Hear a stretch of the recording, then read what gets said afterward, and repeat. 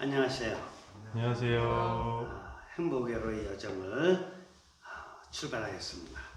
자, 성부와 성자와 성령의 이름으로 아멘. 하나님, 이 시간 모든 일을 위한 모든 것이라는 주제에 대해서 깨닫고 싶습니다.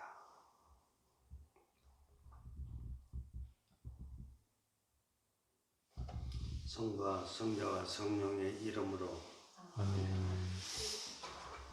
야, 오늘 주제 참 넓죠?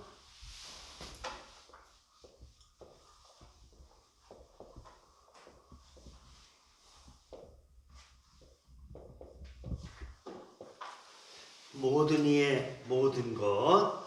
자, 그 책에 있듯이 옴니부스 옴니아는 라틴어죠. 모든 이의 모든 것.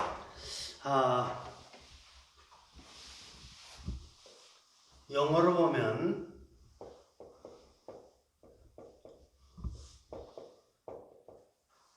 everything for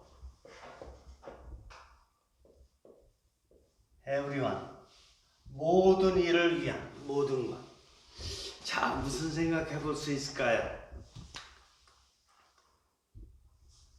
모든 일을 위해서 모든 것을 다 주신 분은 창조주 하나님밖에 안 계시겠죠. 이 세상 모든 것 창조하신 다음에 모든 인류에게 주신 것이니까 우리가 인생을 살면서 우리가 만나는 모든 사람들을 위해서 우리가 모든 걸 다 바칠 수 있겠나요? 어림도 없죠. 우리는 너무나 한계가 있는 존재이기 때문에 어림도 없습니다. 그나마도 조금 생각해 본다면은 그래도 보다 더 많은 사람들을 위해서 보다 더 많은 것을 주려고 했던 분, 그러면은 아마 4대 성인 정도 생각해 볼 수 있겠죠. 기원전 6세기에 공자님, 또 석가님, 그리고 기원전 4세기경에 소크라테스, 그리고 예수님, 이렇게 볼 수 있는데 그분들도 제한된 국가에서 공자님 그러면 중국, 석가님 그러면 인도, 소크라테스 그러면 그리스, 이렇게 제한된 어떤 공간 안에서 살으시면서 나름대로 어떤 원리를 깨달을 수 있도록 많이 노력하신 분들이고 뭔가를 주려고 했지만 사실 당신들이 가진 것도 별로 없었고 줄 것도 없죠. 오직 예수님만이 이 세상을 창조하신 분으로서 이 창조한 모든 것을 모든 이에게 주셨던 바로 그런 분임을 우리가 생각해 볼 수 있게 됩니다. 제가 한번 영감받은 글을 읽어볼게요. 바오로 사도는 말했다. 우리 크리스찬이 아닌 사람은 좀 이해하기가 좀 어려워서 죄송합니다만은 그냥 이런 사람이 있었다 이렇게 생각하시면 되겠습니다. 모든 이에게 모든 것이다. 이는 무조건 잘해주는 것을 말하는 것이 아니다. 내가 있습니다.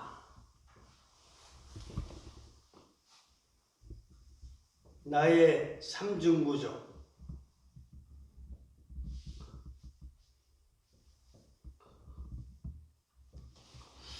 를 가지고 인생을 살아가는데 중심에는 늘 형성하는 신적 신비 신이 계십니다. 우리가 다른 이웃과의 관계에 있어서 주어진 상황에서 또 넓은 세계에서 이렇게 살고 있습니다. 살고 있는데 모든이면은 이웃 전체를 얘기하는 것입니다. 모든 것은 이 상황과 이 세상에 있는 것 전부. 근데 이 전부 인류가 없고 그 중에서도 내가 소유하고 있는 것. 이걸 얘기하겠죠. 그런데 이 말의 뜻은 무조건 잘해주는 것을 말하는 것이 아니다. 무조건 조건 없이 조건 없이 unconditioned.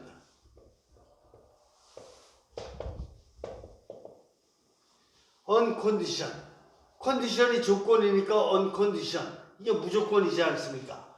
무조건 잘해주는 거다. 어떻게 생각하세요? 여러분들 집안에서 아내에게 아니면 남편에게 아니면 자녀에게 잘해준다라 그랬을 적에 그것이 무엇을 의미하죠? 무조건 잘해주는 것, 무조건 원하는 대로 무조건 막 다 채워주는 것. 학교에서 선생님이 학생들과의 관계에 있어서 학생들이 원하는 거 무조건 다 잘해주는 것. 오늘날 그 대안학교가 생겼지만은 대안학교 같이 학생들이 뭐 11시에 학교를 오든 오후 1시에 학교를 오든 무조건 학생들을 갖다가 이렇게 따뜻하게 받아들이고 학생들이 원하는 게 뭔지 원하는 거 다 해주는 것.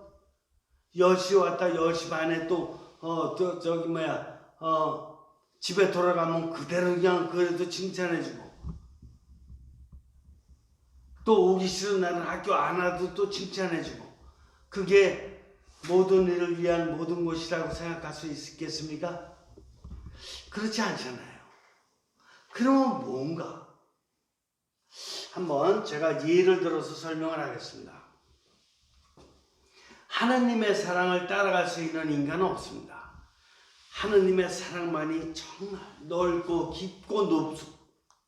그런데 하나님의 사랑을 우리가 어디에서 엿볼 수 있느냐 하면 성서를 통해서 좀 엿볼 수가 있습니다.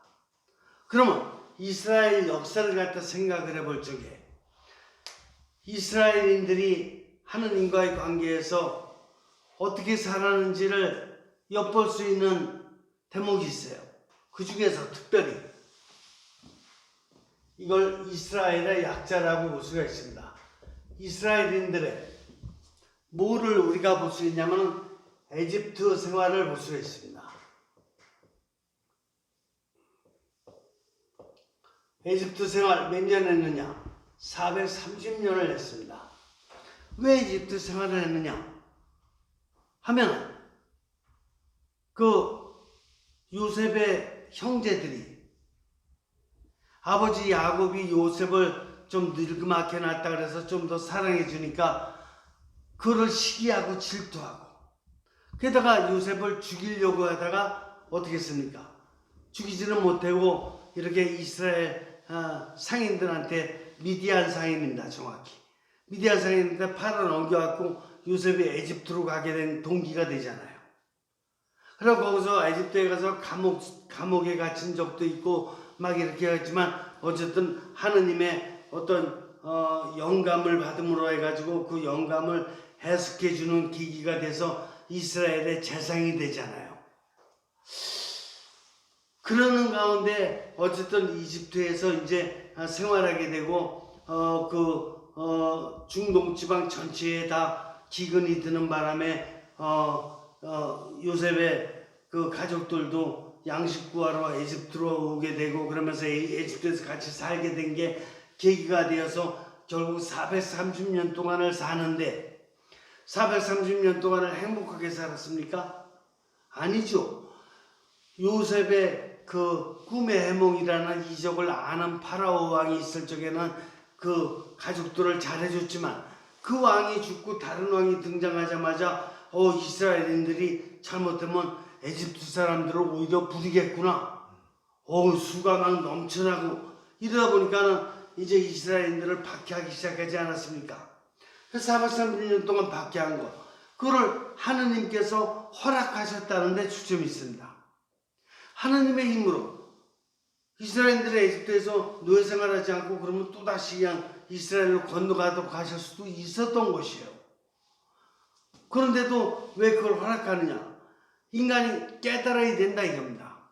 너희들이 역사적으로 봤을 적에 그 형제들끼리 그렇게 시기하고 질투하고 동생을 아빠가 좀 사랑해 주는 후에 못마땅해서 그렇게 못살게 굴고 이렇게 했던 과거를 생각해 놓고 볼 적에 너희 민족이 인간으로서의 그 깨달아야 될 부분이 있다 이겁니다. 그를 깊이 있게 깨닫도록 하기 위해서 430년 노예 생활을 하나님께서 허락하시지 않았습니까? 그 이후의 과정을 놓고 보자고요. 모세에 의해서 이스라엘인들이 출애굽해가지고 한동안 이제 가나안 땅에 또다시 이제 정착하면서 살게 되었는데 어떻게 됐습니까?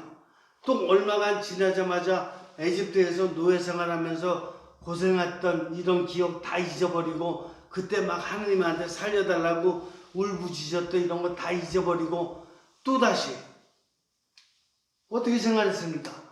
인간으로서 아주 오만하게 너무나도 막 자기들끼리도 갈라져가지고 남쪽과 북쪽으로다가 남부 이스라엘 북부 이스라엘로다 갈라져서 싸움하는 형국이 되지 않았습니까? 그러다가 결국은 북부 이스라엘도 아시리아 제국에 의해서 멸망당하고 남부 유다마저도 어떻게 됐습니까? 바빌론 제국에 의해서 멸망당하지 않았습니까? 그래서 또 어떻게 됩니까? 바빌론 유배 생활을 갖다가 하는데 몇 년 했습니까? 49년 하지 않았습니까? 이스라엘 역사에서 지독히 어려웠던 기간이라고 볼 수 있는데 하나님께서 이것도 또 허락하시지 않았습니까? 왜 그렇습니까? 너희들에게 이런 모세를 통한 이렇게 큰 에집트 탈출이라는 은총을 주는데도 불구하고 너희들은 또 머지않아 또다시 하나님을 배반하고 반인간적으로 반인륜적인 이렇게 퇴락된 삶을 살고 있으니 또다시 정신 차려야 될 게 있다 이겁니다. 그래서 이스라엘 민족이 정신 차릴 수 있도록 하기 위해서 바빌론 유배 생활을 또다시 허락했던 것입니다. 자, 오늘의 주제와 연결시켜 놓고 봤을 적에 하나님께서 근본적으로 이스라엘인들을 선택하셨고 이스라엘인들에게 사랑을 주기 시작하셨습니다. 그런데 이스라엘인들이 하나님을 배반하면서부터 시작해가지고 에집트 노예생활과 바빌론 노예생활을 이렇게 하게 됐는데 이게 하나님의 사랑입니까? 하나님의 책칙입니까? 어떤 거죠? 하나님이 만약에 이스라엘인들에게 무관심하고 니네 뭐 될 대로 되라 이렇게 내비두고 그랬으면은 이런 어려운 생활을 통해서 깨닫도록 할 수 있는 이런 기회를 못 주시지 않습니까? 결국 이스라엘인들은 에집트 노예 생활하면서 깨달았고 또 바빌론 유배 생활하면서 또 깨달았고 이런 깨달음이 계속 오지 않았습니까? 오는 가운데 결국은 예수님께서 이 세상에 탄생하실 적에 예수님을 맞이할 수 있는 준비를 요셉과 마리아를 통해서 준비를 시켜주셨고 그 이후에도 어부들을 통해서 농부들을 통해서 그 후계자가 될 수 있도록 기반을 마련해 주시지 않았습니까? 그래서 결국은 인류 역사 전체가 다 하나님의 뜻을 알아들을 수 있는 이런 기회가 될 수 있도록 섭리하셨음을 우리 감사하게 받아들여야 될 것입니다. 자, 보시죠. 몸이 아픈 이에게는 쓴 약을 주는 것이 사랑의 모든 것이다. 수술이 필요한 이에게는 치유의 칼이 사랑의 모든 것이다. 이것이 사랑이고 모든 이의 모든 것이다. 그러니까 몸이 아픈 사람에게는 뭐예요? 뭐를 주는 것이? 쓴 약을. 또 수술이 필요한 이에게는 뭘 주는 거예요? 치유의 칼. 쓴 약, 치유의 칼. 바로 이것이 누가 주는 것이냐? 하나님의 지혜가, 하나님의 능력이 주는 것입니다. 그래서 이 병자들을 건강하게끔 다시 리포메이션,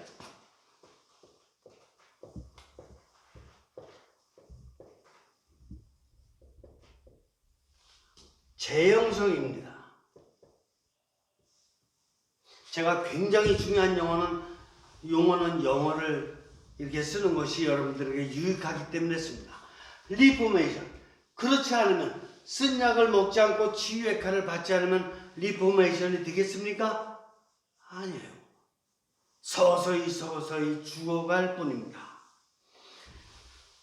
영적 대수술은 인간을 회개시켜 초월적 생명을 새롭게 줍니다. 그래서 이게 초월적 생명. 그렇구나.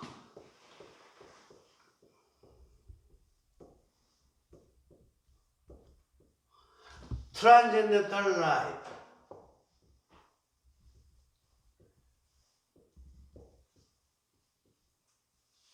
Transcendental Life.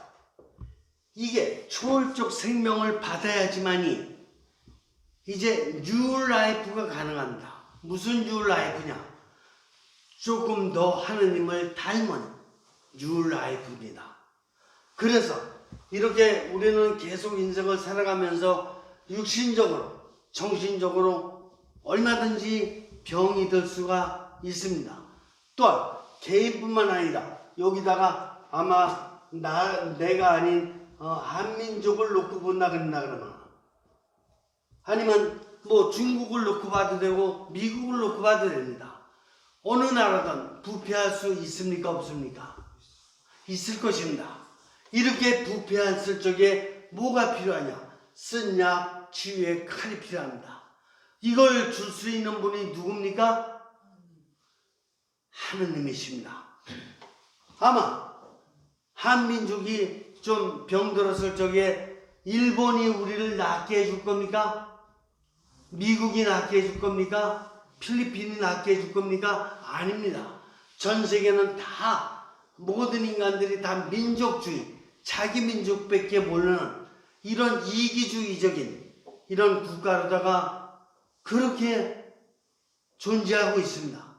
오직 하느님만이 신만이 변함없이 인간을 사랑하시면서 이렇게 쓴 약과 치유의 칼을 통해서 내가 변화될 수 있도록 아니면 이 민족이 변화될 수 있도록 끊임없이 섭리하시는 분이 하느님밖에는 안 계십니다. 모든 이의 모든 것 Everything for everyone 이것이 되려면 우리가 하느님을 좀 더 깊이 있게 닮아가는 이런 노력이 있어야 할 것입니다. 이때 바로 내가 행복할 수 있고 우리 공동체가 또 우리 민족이 이렇게 행복할 수 있는 길이 열리게 될 것입니다. 좀 더 행복의 삶으로 나아가시기를 빕니다. 고맙습니다.